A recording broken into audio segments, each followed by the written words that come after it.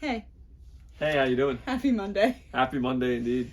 You like instantly go into like super serious mode, like we're recording a video or I try something. to have better posture, man. I'm told I have bad posture. And so like that can help you feel more joyful and energetic and whatnot. Better posture. Yeah, better posture makes you have a better day. Interesting. Yeah, no idea that's true or not. Kind of like waking up on the wrong side of the bed. Like one of those placebo things that totally. If you just, drink this decaf coffee, it might feel like you're drinking coffee, so you might feel more energized. I was just thinking more of like, waking up on the wrong side of the bed vibe, but I can see what you're saying there.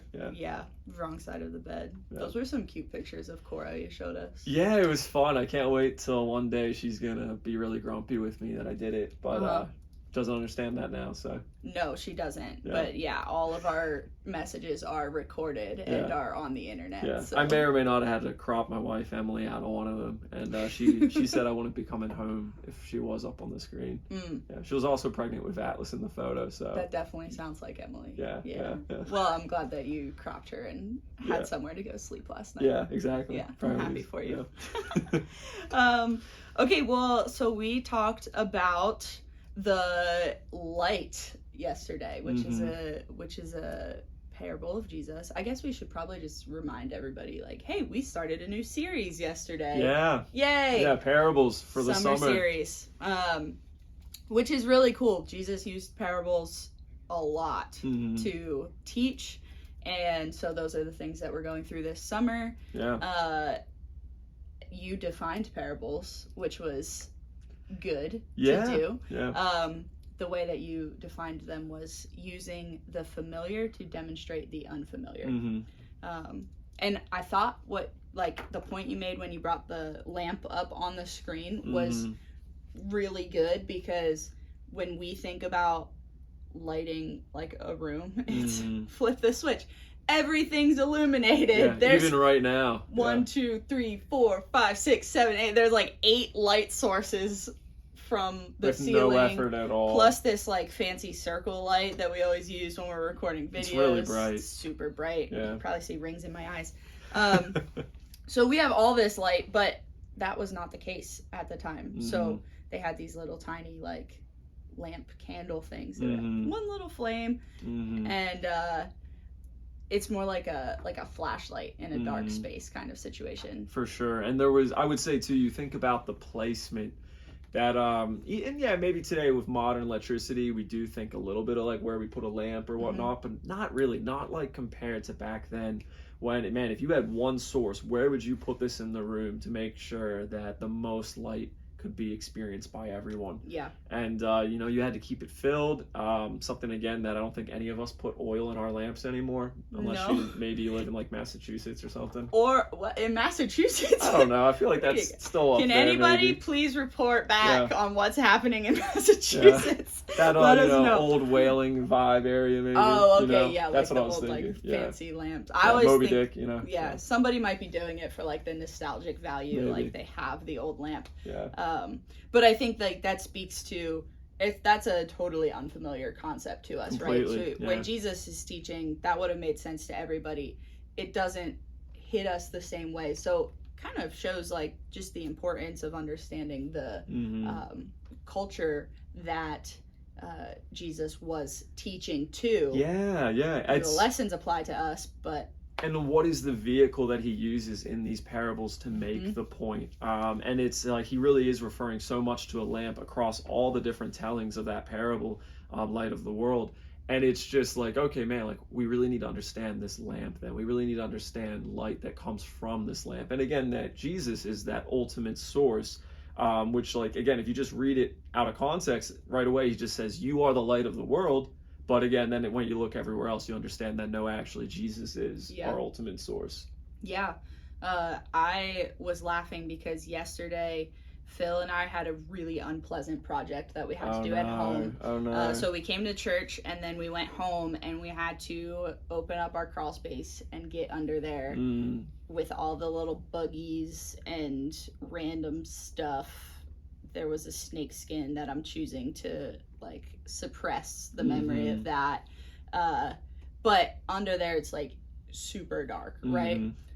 Maybe for people that don't know too, like the crawl space is like for a lot of homes that especially that don't have a basement, it's actually right under your home. And yeah, it's like really important to maintain it and to keep it, because if not, then you might have your floor come out underneath you and whatnot. Yeah, so we had to get under there and we had to lay plastic down, and it was very dark is basically like where I'm going with this. We each had one flashlight and my flashlight battery died, okay? And it was really sad because then I was over in the corner, I've got no light. Yeah. But immediately my eyes are drawn to where Phil is, because now that I don't have a light source, like there's nothing around me that's lit up, it's really dark under there, my eyes go straight to where there's light. And that happens to all of us. If you think about being in a dark room, lighting a candle, one tiny flame can be seen from like so far away. Yeah. If everything else is completely dark. And so saying like Jesus is the light of the world, there's things that are kind of implied there, right? It's yes, Jesus is the light of the world, but also it implies that the world is pretty dark, right? Which I know we all experience. For sure, yeah. And I would say that too, with how dark it can be out there in the world, it's sometimes us just living our life by Christ, by how he lived. If us trying to live in his image, us trying to reflect that light that he is to others, we are helping to not have it be one little light, but many lights that are glowing that other people get to see and be a part of and want to come and experience. Yeah. And it's just something that I love when we get to have our part in it, and we might not even see the results, Yeah, but we can still be a source of light, which is really a gift, because it's the Spirit that's in us, right? The Holy Spirit. So Jesus in his time on earth is proclaiming like, I am the light of the world. He's our ultimate source of light. But then we know that after he resurrected, he did not leave the disciples with nothing, right? He sent his Spirit, and that enabled them, and then us as well, to be sources of light. So when you talked about this a lot yesterday, it's our job to then go out into what is pretty opaque darkness a lot of the time, right? And be the light that is living inside of us. Yeah. And no, I really I love too how that is such the analogy that Christ chose to use as he was teaching this. And I think it really helps drive that home for me, that like you really do think of those things that you just wouldn't even see or wouldn't even be aware about if it wasn't for light. Like, as he refers to the town on the hill, and just imagine again, like this community that we have, like that we are a part of, that again brings us joy and is exciting, and like we wouldn't know about it if it wasn't for that light. Others wouldn't be aware and wouldn't be. It's just something that I'm so thankful for. I'm so thankful for this community and family that we've had, even just our friendship, of course, but just like so many others, that I would never have had any of this if it wasn't for Christ. And I love too what you were saying earlier about the Spirit.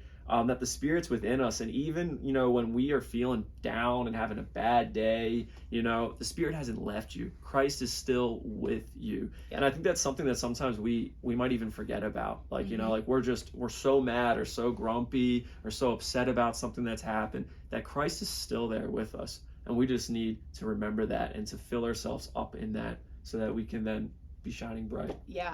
And then to kind of your third point yesterday about having our light grow, I loved how you took each gospel account of the light kind of message that Jesus gave, right? So we really had a message from every single one of the gospels yesterday.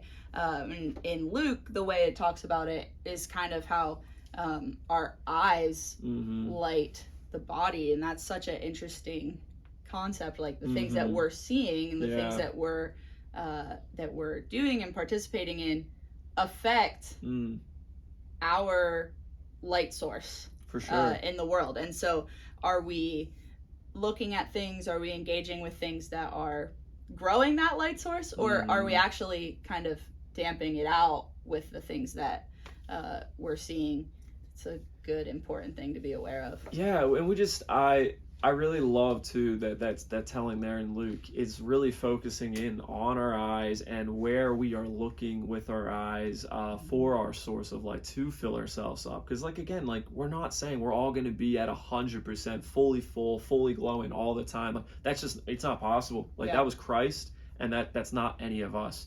But with him, it is still made possible. We just need to fill ourselves up and to let our light grow, and just always be looking, like thinking, hey, what can I be doing right now? If I'm feeling down, like, okay, should I just go and turn on some television show that I like? Or man, maybe I should be reaching out to a friend that I share Christ with, and like how they can be encouraging me, how they can be there for me. And it's amazing too, because like that community, that town that we have, that we're a part of, that kingdom, like it's amazing when you need something, they're there for you, even if you're not like feeling down. Like, man, you need help moving or something, like reach out. That community, our brothers and sisters, they're going to come there. They're going to be there for you. You know, if you've lost your job, like reach out like to a friend that you share Christ with, and they can be praying there for you. They can help build you up, and it's not going to like fix you instantly or solve everything, but you have such a support there, like this amazing family that we have in Christ, and I'm so thankful for that. Yeah, that's very true. When the other thing too is like, think about when you bring multiple light sources together, what happens, right? So I sort of even think of like a campfire. Like if you pull like all the logs out separately, they are sort of still bright and glowy, but then if you push them back together, immediately it grows into like this larger flame. Yes, that's awesome. And it just keeps coming and it keeps growing, and like the more you add to it, the bigger it gets, and the more people can see it from a further distance away.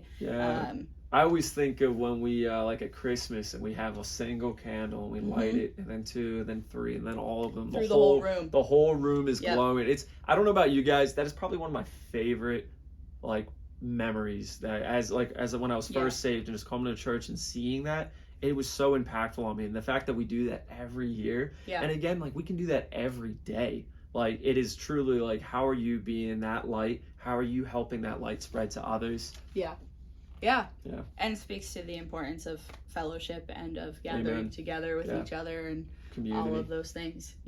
Which, as we move towards closing our time up, come back and do that again with us on Sunday, right? Like, that'd be awesome. Let's continue to bring our light sources together, because it is, and the other thing is it's almost like a recharge of the battery, right? Because we're not using oil lamps anymore. No, not really. Maybe off the coast of Massachusetts. I don't know. Oh, that's just where I envision. If I go up there someday, they might be doing it, you know? They might be. We'll go ask them at some point. A little road trip. You know? But yeah, we mostly use batteries. So we'll use that imagery. Like, we can kind of recharge each other's batteries and then go back out. And so as we continue this parable series, kind of just back to the beginning of the conversation, I'm really excited for the opportunity to take the things that were so culturally relevant at the time that Jesus was using them as metaphors to speak to